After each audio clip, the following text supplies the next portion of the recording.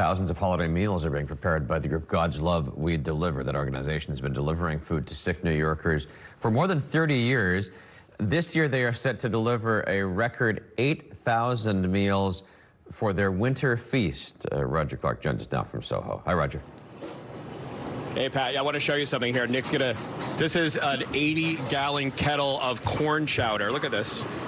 This is insane how much corn, and this is only a tenth of the corn chowder that is going to go to folks who really need it around the 5 boroughs as part of the Winter Feast holiday meals. Indeed, this kitchen at God's Love We Deliver, always busy, but even cooking more this time of year.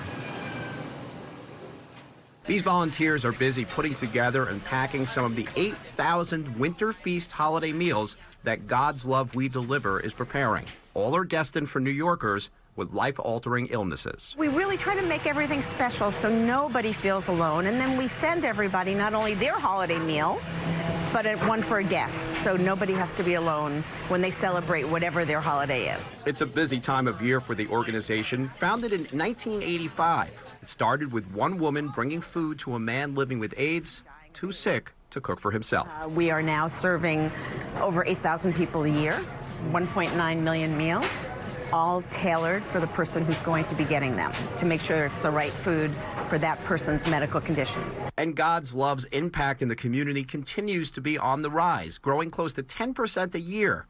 At God's Love, they say, food is medicine, and they deliver it with love. Senior sous chef Andre DeKeegan says they strive to make sure the food tastes delicious too. And that is our number one, objective. It's like anytime we put anything on the plate, is it good enough for my family to eat? God's Love relies heavily on its volunteers. 17,000 lend a hand over the course of a year, including Evan Schwartz, who's volunteered for 26 years. He started during the AIDS crisis, inspired by a visit to a friend who had AIDS. He got his meal from God's Love, looked at the meal and said, this meal is what's going to let me die at home.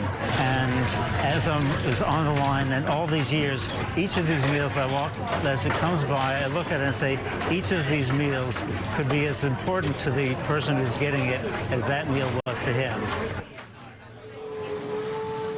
Incredible story from an incredible volunteer. And Pat, you can see, look at, I've never seen this many lentils in my life. This is just what goes on here. Look at this.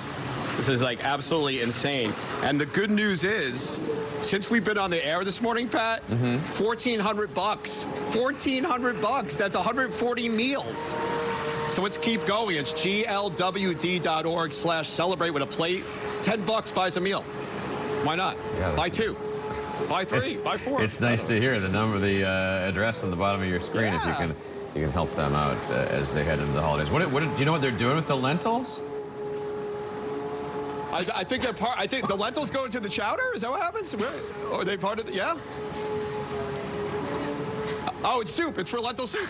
They get for the soup. That's part of the holiday meal too. You had guessed that already? Yeah, don't put the lentils in the chowder. Bad idea. No. The chef's yelling at me right now. There's lentil soup, and then there's corn chowder. They're two distinct food groups. Usually. All right, thank you, Roger. Get the recipe for us and the lentil corn. Maybe lentil corn chowder.